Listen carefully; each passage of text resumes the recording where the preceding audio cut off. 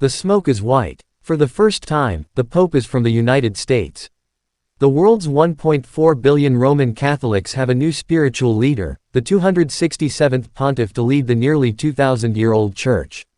Robert Francis Prevost, a Chicago native, was selected by the papal conclave on May 8 after 2 days, elected by the College of Cardinals to succeed Pope Francis, who died April 21 at the age of 88. Prevost, 69, has taken the name Leo XIV.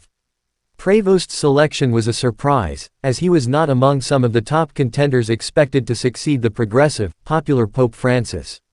He was ordained in 1981 as a member of the Order of St. Augustine. He holds a bachelor's degree from Villanova University, outside Philadelphia, and a master's in divinity from Catholic Theological Union in Chicago.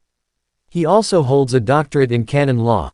Prevost will succeed a groundbreaking, pioneering pope whose progressive positions, emphasis on inclusivity and ability to connect with people all over the world, from all backgrounds and across different faiths, made him a beloved religious figure, even in secular realms. Prevost was pastor of vocations and director of missions for the Augustinian order in Chicago and worked in Peru for several years teaching canon law. He also served as a parish pastor, diocesan official, seminary teacher and vicar. He served 2 terms as the head of the Augustinian order, until 2013. In 2014, Francis appointed him to an administrative posts in Peru, and became bishop here, as well vice president of the Peruvian Bishops' Conference until 2023. His most recent position, prefect of the dicastery for bishops, was a powerful one. He was responsible for selecting bishops. He was elevated by Pope Francis to the rank of cardinal in September 2023. Addressing the faithful in St. Peter's Square in Italian and Spanish, Prevost is the first pope to be a native English speaker. Similarities, differences from Pope Francis. Prevost's positions are reportedly similar to those of Francis, particularly on the environment and outreach to the poor, the marginalized and migrants.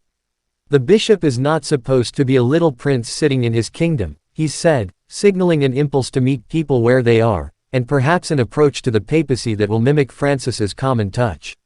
He's also supported Pope Francis's allowing divorced Catholics and those married outside the church to receive communion, though his support for LGBTQ+ people is less clear.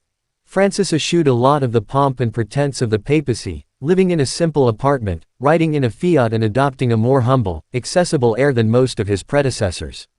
He'd worked to modernize the 2,000-year-old church and reached out to people previously marginalized or shunned by the church, including LGBTQ+ people and divorced people. Pope Francis, a native of Argentina, was the first pope from the Americas and the first Jesuit pope. Born Jorge Bergoglio, in Buenos Aires to parents who had emigrated from Italy, he had a lifelong affinity for immigrants, refugees and the poor. An American pope. Watch. Video shows Robert Prevost introduced as Pope Leo XIV at Vatican balcony.